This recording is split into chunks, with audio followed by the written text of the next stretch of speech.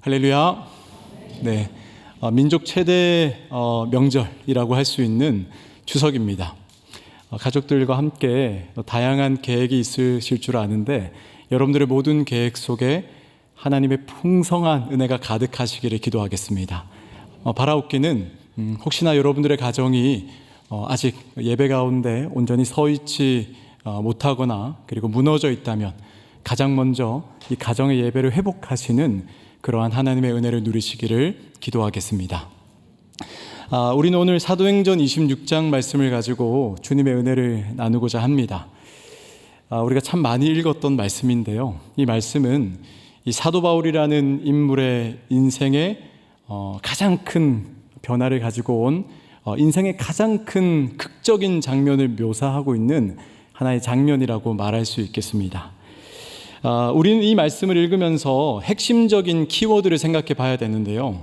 그 키워드는 바로 하나님의 부르심이라는 것입니다. 하나님의 부르심이 한 사람의 인생을 어떻게 바꾸어 놓는지, 그리고 그 하나님의 부르심이라는 것이 우리가 어떠한 모양으로 그 부르심 앞에 순종하며 살아가야 되는지에 대해서 오늘 말씀을 통하여서 배워보고 그리고 은혜를 누리시는 복된 시간 되기를 소망합니다. 먼저 바울의 상황을 한번 살펴보겠습니다. 지금 사도 바울은 이 가이사라에 있는 지역에 2년간 옥살이를 하고 있습니다. 2년이라는 시간은 짧은 시간이 아니죠. 보통 오늘날 같은 경우에도 2년 정도의 형량을 받기 위해서는 중차대한 범죄를 저질러야만 합니다. 그렇다면 우리가 아는 사도 바울이 뭘 그렇게 잘못했길래 무려 2년이라는 시간 동안 이 옥살이를 할 수밖에 없었을까요? 그 이유는 우리가 너무나 잘 아는 것처럼 예수 그리스도를 전했다는 이유로 그는 옥살이를 했다는 것입니다. 어쩌면 굉장히 억울할 수도 있고 원망스러울 수도 있는 이 상황에서 바울은 그 누구에게도 억울함을 표현하지 않고 오히려 그 상황을 기쁘게 받아들이고 있다는 거죠. 우리는 이 대목에서 아주 중요한 질문을 해야 됩니다. 그렇다면 나는 과연 하나님의 복음을 전하는 그 복음을 전하는 데 있어서 오는 대가를 받을 준비가 되어 있는가? 받을 준비가 되어 있는가? 지금 사도 바울은 아주 특별한 청중들 앞에 서 있어요. 당시에 로마 제국의 총독이라고 할 수 있는 정말 강력한 힘을 가지고 있는 베스도, 그리고 유대인들의 왕 아그리빠 왕 2세, 그리고 그의 여동생 버니게가 그 자리에 있었습니다. 이 사람들에 대해서 제가 부연 설명을 할 필요가 없겠죠. 왜냐하면 이 정도의 권력과 힘을 가진 사람들이라면 마음만 먹으면 한 사람의 목숨 정도 그가 아무것도 아닌 일이 되는 것이거든요. 자, 이런 사람들 앞에서 지금 사도 바울이 해야 되는 것은 자신의 죄를 변론하는 일을 해야 되는 것입니다. 자, 여러분, 우리도 역시 일상 가운데 이런 상황에 처해 있을 때가 있습니다. 여러분들의 직장에서, 학교에서, 그리고 여러분들이 처한 공동체에서 내가 그리스도인으로서 하나님을 믿는 자녀로 살아가야 하는데 때로는 그것 때문에 손해보는 것이 두려워서 어쩌면 나도 예수님 믿는 것을 숨기며 살아갈 때가 있지 않습니까? 여러분, 제가 이 대목에서 정말로 놀랐던 것은 저 같으면 그랬을 것 같았어요. 이런 권력자들 앞에서 말 한마디 잘못하면은 내 목숨이 간당간당한데 이 상황에서 거짓말이라도 해서라도 먼저는 상황을 좀 모면해야 되지 않느냐라는 생각이 있는데 사도 바울은 무모합니다. 이 상황에서 절대 자신을 변호하거나 변론하려고 하지 않고 뭘 하고 있는 줄 아십니까? 간증을 하고 있다는 겁니다. 간증을 하고 있어요. 여러분, 놀랍지 않으십니까? 내가 하나님 만나기 전에는 어떠한 삶을 살았는데 정말 극적인 은혜로 하나님을 만났고 그 하나님이 나를 만나주셔서 이제는 내가 이러한 복음에 미친 자로 삶을 살아갈 수 있게 되었다라고 말하고 있는 거예요. 자신을 변호해야 되는 그 상황에 자기 자신을 간증하고 있다는 사실. 여러분, 바울이 어떤 사람이었습니까? 사도 바울은 자기 자신에 대해서 디모데전서 1장 13절입니다. 이렇게 스스로에 대해서 고백합니다. 제가 읽겠습니다. 내가 전에는 비방자요, 박해자요, 폭행자였으나. 자신을 뭐라고 얘기합니까? 비방자요, 박해자요, 그리고 폭행자였다라고 말하죠. 그러니까 바울 하면 우리가 딱 떠오르는 열심이 있는데 어떤 열심이죠? 율법에 대한 열심. 그러니까 율법을 지키기 위해서 정말 무슨 짓을 다 했던 사람입니다. 율법을 따르지 않는 사람을 정죄하고 오늘 본문에 나왔던 것처럼 그 사람을 죽이기까지 한 그런 사람이 누구였다? 바로 사도 바울이었죠. 그런데 더욱더 끔찍한 것은 사도 바울이 자행했던 이 열심이 스스로 생각했어요. 내가 하나님을 위해서 하는 것이다. 정말 잘못된 열심이죠. 그가 행했던 이 잘못된 열심으로 인하여서 많은 교회와 하나님의 백성들을 박해하고 핍박하는 정말로 절망스러운 결과를 낳았다라는 것이죠. 이랬던 바울인데 정말 이런 삶을 살아가던 바울에게 정말 인생을 송두리째 바꾸는 놀라운 일이 일어났습니다. 그 일에 대해서 오늘 본문이죠. 사도행전 26장 13절에서 15절 말씀에서는 이렇게 전합니다. 우리 같이 한번 읽어보겠습니다. 왕이여 정오가 되어 길에서 보니 하늘로부터 해보다 더 밝은 빛이 나와 내 동행들을 둘러 비치는지라. 우리가 다 땅에 엎드려짐에 내가 소리를 들으니 히브리 말로 이르되 사울아 사울아 내가 어찌하여 나를 박해하느냐. 가시체를 뒷발질하기가 내게 고생이니라. 내가 대답하되 주님 누구시니이까. 주께서 이르시되 나는 내가 박해하는 예수라. 지금 이 말씀을 통하여서 사도 바울이 어떤 일로 말미암아 그의 인생이 송두리째 바뀌게 됩니까? 그것은 부활하신 예수님을 만난 사건이라는 것입니다. 여러분, 이 구절에서 박해하다라는 단어가 등장하죠. 박해하다. 이것은 헬라어로 디오코라고 합니다. 디오코. 그런데 이 디오코의 뜻은 추적하다 혹은 뒤를 쫓아가다 이런 뜻이 담겨져 있어요. 그러니까 사도 바울이 교회를 향하여서 아주 끈질기고 집요하게 추적하고 뒤를 쫓아가죠. 그래서 그들이 힘들게 하잖아요. 이런 의미에서 디오코가 쓰여지니까 사도 바울이 행하는 디오코를 우리는 흔히 박해하다라는 의미로 알고 있어요. 그런데 실제로 디오코의 의미는 아주 중립적인 의미로서 추적하다, 뒤를 쫓아라는 의미가 담겨져 있는 거예요. 그러니까 여러분, 이 말은 바울이 얼마나 열심히 교회를 뒤쫓아서 그들을 힘들게 했는지를 알게 하는 것과 동시에 예수님께서 교회를 박해하는 바울의 뒤를 쫓아가셨다는 사실, 우리가 이것을 함께 발견해야 한다는 거죠. 그래서 우리가 지금 살펴볼 이 디오코라는 단어에는 두 가지 관점에서의 해석을 바라볼 필요가 있습니다. 먼저는 사도 바울의 관점입니다. 바울은 교회를 추적하고 뒤쫓았습니다. 여러분, 이것은 단순히 그가 이 기독교인들을 뒤따라 다니면서 몇 마디 말 던진 정도가 아니죠. 그들을 심하게 박해하고 못살게 하고 심지어는 죽이는데 동조하기까지, 이렇게 생각하시면 됩니다. 맹수가 있죠. 동물의 왕이라고 하는 사자, 호랑이 같은 맹수가 먹이를 발견했어요. 근데 그 맹수는 먹이를 잡기 위해서 아주 집요하게 뒤를 쫓습니다. 그러니까 이게 아무리 이 작은 동물이 도망을 치더라도 끝까지 추적해서 목덜미를 딱 물어버리죠. 물어서 숨통을 끊어서 맛있게 식사를 하는, 마치 사도 바울이 교회를 향하여서 뒤쫓았던 모습이, 디오코했던 모습이 이러했기 때문에 바로 사도 바울이 행했던 디오코를 우리는 박해하다라고 이해를 하고 있는 겁니다. 그렇다면 예수님의 관점은 무엇일까? 예수님의 관점은 예수님이 바울을 추적하고 예수님이 바울을 뒤쫓으셨다는 겁니다. 사도 바울이 그렇게 교회를 향하여서 뒤쫓고 교회를 박해할 때에도, 그때에도 예수님은 사도 바울의 뒤를 쫓으시며 그를 따라가고 있었던 거죠. 어떤 마음으로? 양을 잃은 목자의 심정으로. 예수님은요, 바울을 끝까지 포기하지 않으셨다는 겁니다. 결론적으로 이 디오코라는 것은요, 바울과 예수님 간의 아주 격렬한 추격전을 우리들에게 보여주고 있는 것이죠. 여러분, 바울은 교회를 쫓았지만 실제로는 예수님이 그 바울을 쫓고 계신 것입니다. 결국에는 예수님은 다메섹 도상에서 그 바울을 잡았고, 그 잡음으로 말미암아 하나님을 만난 바울의 삶은 완전한 변화를 이룰 수 있게 되었다는 거죠. 사랑하는 여러분, 이것은 우리들의 삶에서도 굉장히 큰 의미가 있습니다. 우리도 심심치 않게 하나님으로부터 멀어지려고 시도를 하고 있죠. 그러나 하나님은 그 상황에서도 여러분들을 끝까지 포기하지 않으신다는 사실이죠. 여러분들을 붙드시고 여러분들을 뒤쫓으시고 여러분들을 그냥 내버려 두지 않는 것이 하나님 아버지의 놀라운 은혜. 그래서 하나님을 만난 우리는, 그리고 하나님을 만난 사도 바울의 인생은 완전히 송두리째 뒤바뀔 수 있었다라는 거죠. 이렇게 하나님과의 놀라운 만남이 있고 난 뒤에 하나님은 그 사도 바울에게 특별한 사명을 주십니다. 이 시간에 말씀을 읽겠습니다. 사도행전 26장 16절 같이 한번 읽겠습니다. 일어나 너의 발로 서라. 내가 내게 나타난 것은 곧 내가 나를 본 일과 장차 내가 내게 나타난 일에 너로 종과 증인을 삼으려 함이니. 어떤 사명이라고 말합니까? 종과 증인으로 삼겠다. 조금 실망하셨나요? 조금 더 화려한 어떤 사명이 아니었나라고 생각할 수 있었는데, 하나님을 만난 사도 바울에게 주셨던 사명은요, 종과 증인된 사명이었습니다. 종이라는 건요, 여러분이 생각하는 그거 맞습니다.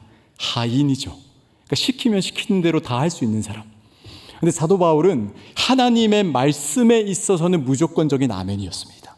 토를 달지 않았어요. 군소리하지 않았어요. 주님 말씀하시면 주님 내가 여기 있나이다, 내가 가겠습니다. 아멘으로 화답했던 그 종으로서의 모습. 그리고 증인이라는 것은 헬라어로 마르티스라고 하는데요, 여러분 이것은 눈으로 보고 귀로 들은 것을 그냥 전하는 정도가 아니에요. 우리의 목숨을 다하여서 진리를 수호하는 자세. 그러니까 하나님께서 이 사도라는 바울에게 주신 사명이 뭡니까? 하나님의 말씀을 수호하며 그것에 무조건적인 아멘을 하는 삶을 살아가기를 원했던 것이 사도 바울의 사명이었다라는 것입니다. 여러분, 우리도 역시 마찬가지입니다. 우리도 예수님을 만난 후에는 종과 증인된 삶으로 살아가야 한다는 거죠. 이것은 단순히 우리가 주일에만 교회에 와서 예배드리고 가는 그 정도로만 미치는 것이 아니에요. 우리의 전인격적인 변화로 말미암아 여러분이 있는 각자의 처소에서, 여러분들이 기도해야 되는 그곳에서 내가 그리스도인답게 하나님의 말씀을 그곳에 전하는데 담대한 마음으로 살아가야 한다는 것이 하나님이 우리에게 맡기신 종과 그리고 증인된 사명이라는 것입니다. 여러분, 하나님의 은혜를 경험한 사도 바울을 하나님은 이방인의 사도로 부르셨습니다. 여러분, 이방인의 사도로 부른다? 이건요, 하나님의 주권적인 은혜가 없이는 불가능한 것이거든요. 그리고 이 사도 바울이 하나님의 말씀 가운데, 그 컬링 가운데, 부르심 가운데 주님 내가 가겠습니다라고 말하는 순종의 자세가 있었기 때문에 이것이 가능했다고 할 수 있는 거죠. 우리 모두에게는, 그리스도인들에게는 일반적인 부르심이라는 게 있어요. 성경에는 그것을 뭐라고 말하면 하나님을 사랑하는 것과 그리고 이웃을 사랑하는 것, 그리고 어떤 사람들에게는 특별한 부르심까지도 주십니다. 어떤 이는 목사로, 그리고 선교사로, 그리고 교사로, 그리고 각자의 삶의 처소에서 그리스도인다운 빛과 그리고 소금의 역할을 감당해야 되는 자로. 그렇다면 우리 사랑하는 성도님들에게 이렇게 여쭤보고 싶습니다. 하나님의 부름에 순종하며 살아가는 여러분은 그 순종함의 부르심에 어떻게 응답하는 삶을 살아가고 계십니까? 그래, 저는 오늘 이 시간 그 순종의 중요성이 무엇일까? 하나님이 그토록 강조하시는 그 순종의 중요성이 무엇일까를 함께 나눠보고자 합니다. 자, 바울은 이 땅의 가장 권력자라고 말할 수 있는 아그리빠 왕 앞에서 이렇게 얘기하죠. 자, 말씀입니다. 사도행전 26장 19절. 아그리빠 왕이여, 그러므로 하늘에서 보이신 것을 내가 거스르지 아니하고. 뭐라고 합니까? 왕에게 하늘에서 보이신 것을 내가 당신 앞이라고 거스르지 않겠다. 여러분, 이 거스르지 않겠다라는 의미는요, 불순종하지 않겠다는 거예요. 근데 이게 어떤 의미인 줄 아세요? 소극적인 거절이 아닙니다. 소극적인 거절이 아니라 적극적인 순종을 말하는 겁니다. 하나님의 말씀 앞에 내가 적극적인 순종의 자세로 살아가겠습니다. 여러분, 이 말은 이런 거예요. 지금 내가 권력자, 총독가, 왕, 여동생, 정말 내 목숨을 좌우지할 수 있는 권력자 당신들 앞에 서 있을지라도 내가 주님의 그 진리의 말씀을 증거하는 일에 있어서는 절대 타협하지 않겠다. 절대 타협하지 않겠다. 이것이 하나님의 사랑을 알고 살아가는 사람의 순종의 온전한 자세라는 것입니다. 사랑하는 성도 여러분, 7월에서 9월에 이르기까지 정말 이 뜨거운 여름, 아직도 뜨겁죠. 언제쯤 이게 좀 시원해질는지 모르겠지만 이 뜨거운 여름에 선교하시느라 너무나 수고하셨습니다. 저는 참 삼위교회에서 사역을 하면서 우리 성도님들의 사역하시는, 선교하는 모습을 보면서 너무나 큰 감동을 많이 받습니다. 저 역시도 이번에 제주와 그리고 일본, 저기 통영에 있는 욕지도라는 섬에 이렇게 선교를 다니면서 참 하나님께서 역사하시는 놀라운 은혜를 많이 경험하게 됐던 것 같습니다. 이번 선교를 준비하고 진행하는 과정 속에 제 안에 정말 하나님께서 강력하게 주신 질문이 하나 있었거든요. 그게 뭐였냐면, 하나님이 원하시는, 아니 하나님이 기뻐하시는 순종이 무엇일까? 그런데 그 선교지를 가면서 제 눈으로 많은 연계들을 보게 되잖아요. 이런 생각을 했습니다. 와, 하나님은 어떻게 이런 곳에 교회를 세우셨을까? 하나님은 어떻게 이런 곳에 교회를 세우시고 목회자를 보내시고 그리고 성도들이 함께 예배하게 하셨을까?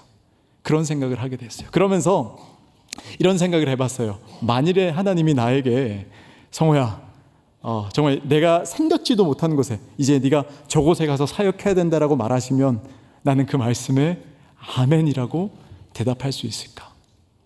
제가 이런 고민을 하는 그때에 이제 유튜브를 보시면은 담임 목사님 성서학당 강의가 올라오거든요.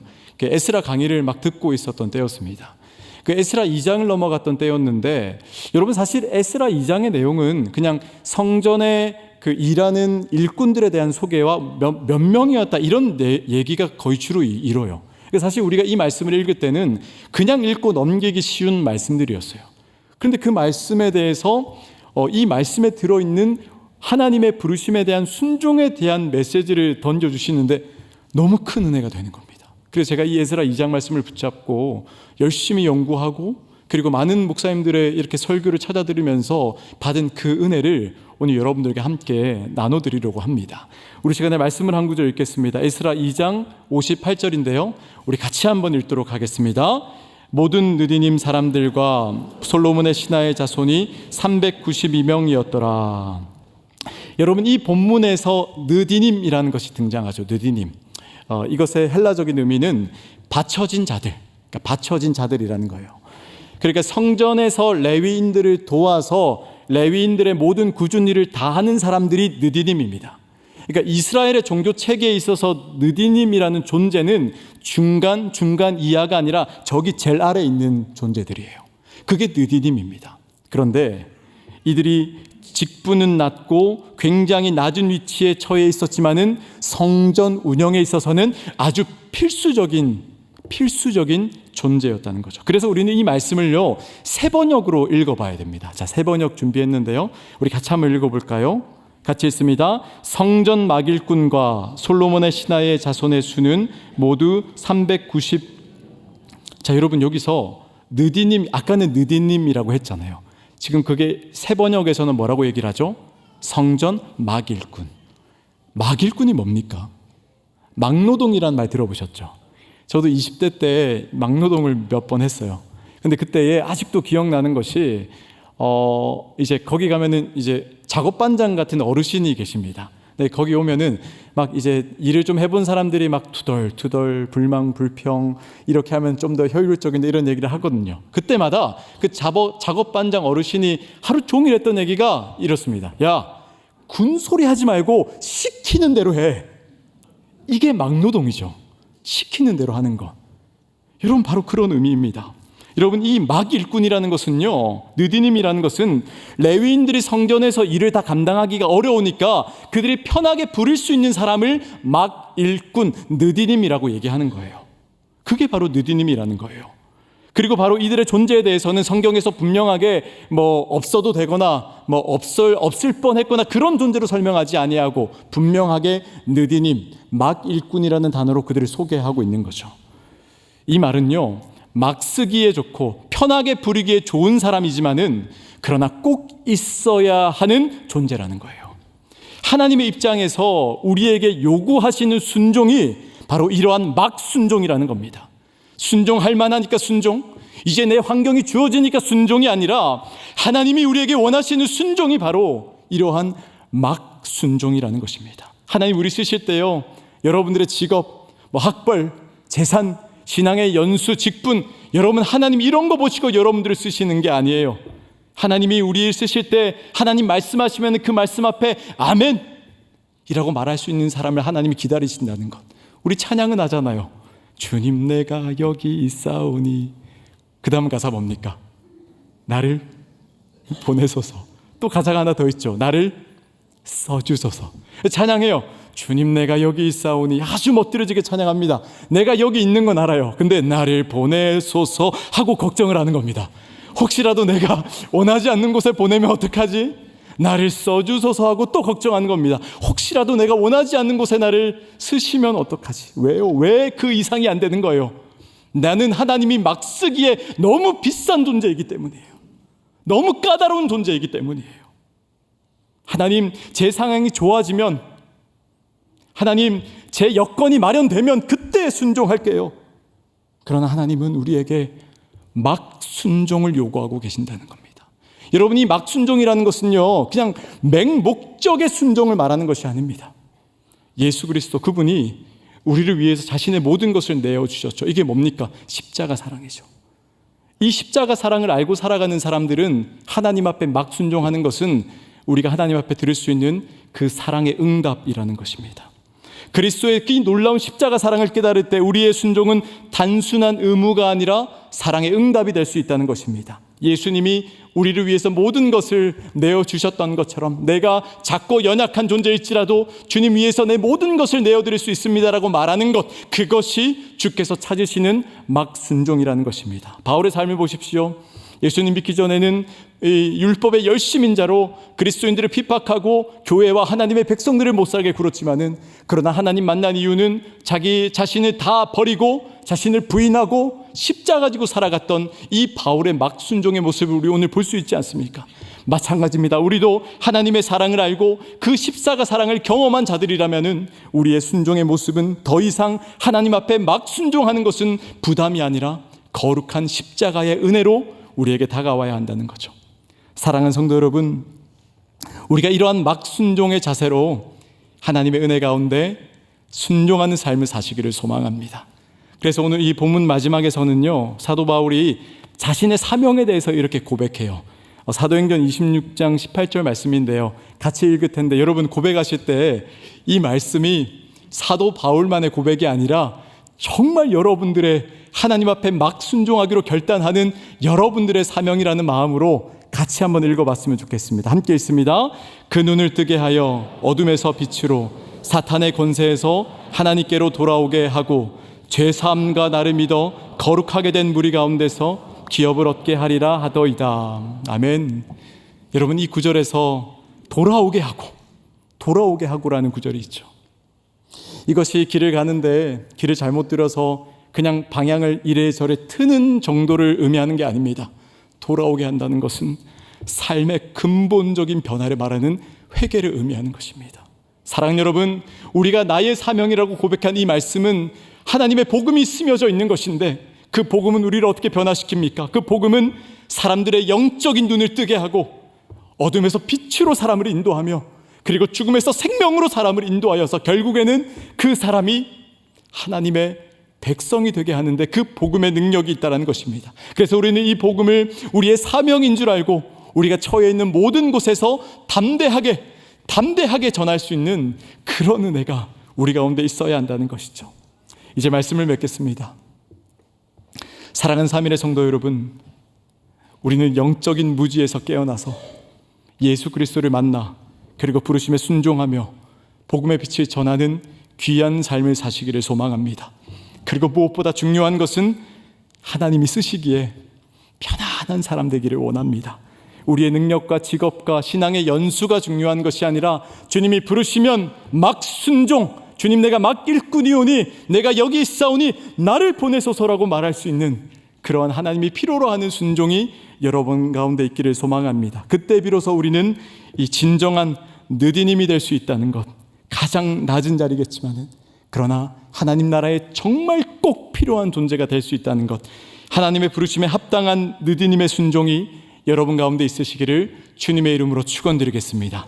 우리 시간에 자리에 일어나셔서 하나님의 부르심 같이 찬양하시겠습니다.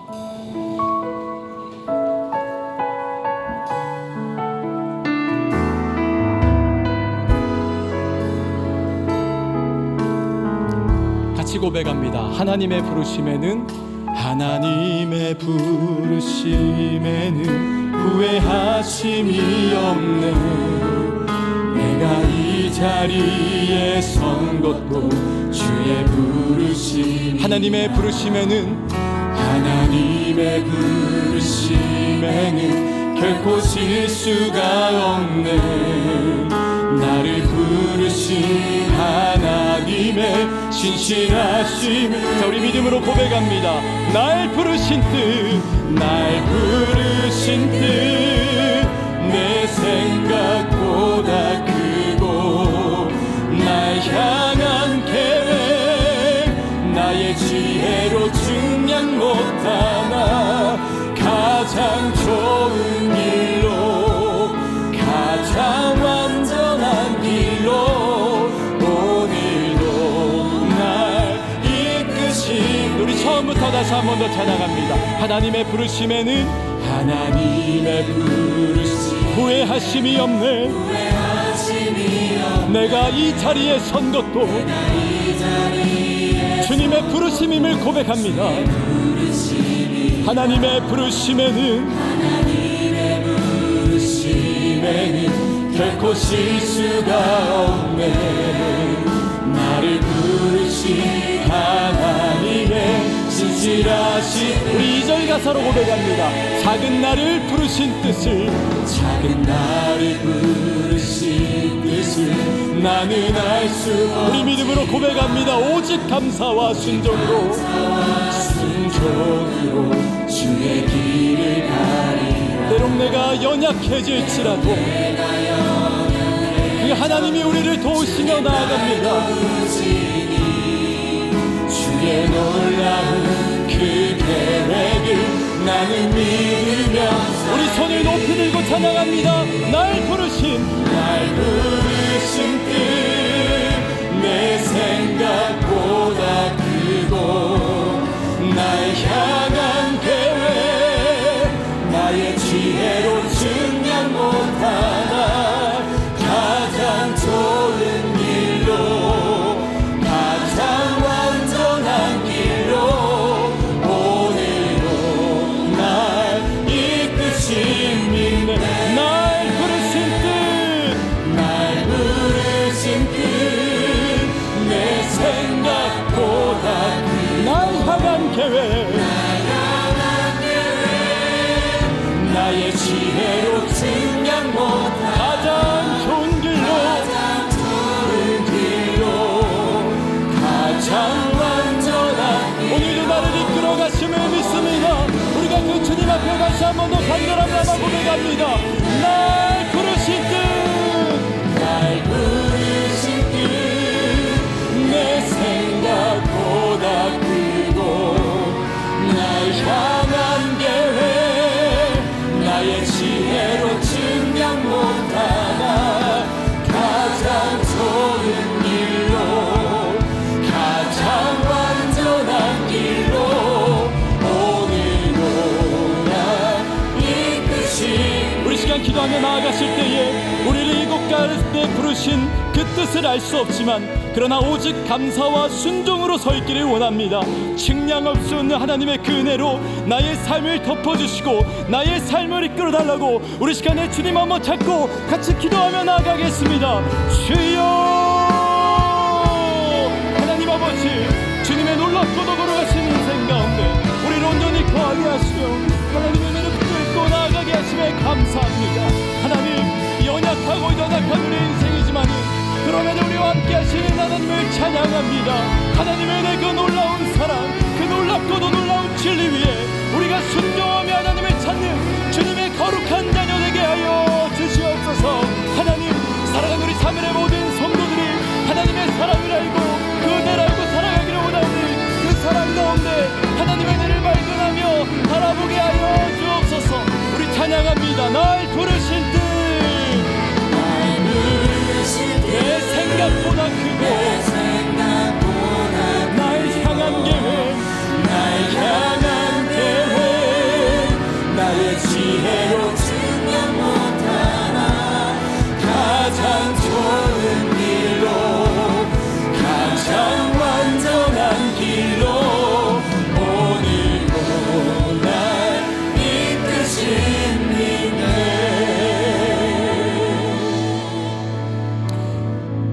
지금은 우리 구주 예수 그리스도의 은혜와 하나님 우리 아버지의 높고 크신 사랑하심과 성령님의 이끄심과 교통하심과 모든 것을 형통케 하시는 역사가 오늘 머리 숙여 말씀 듣고 부르심 앞에 온전한 순종으로 선교하기를 작정하는 사랑하고 사랑하는 귀한 3일의 성도들, 해외 군에 멀리 출타해 있는 가족들, 복중의 생명까지 영원토록 함께 있을지어다. 아멘.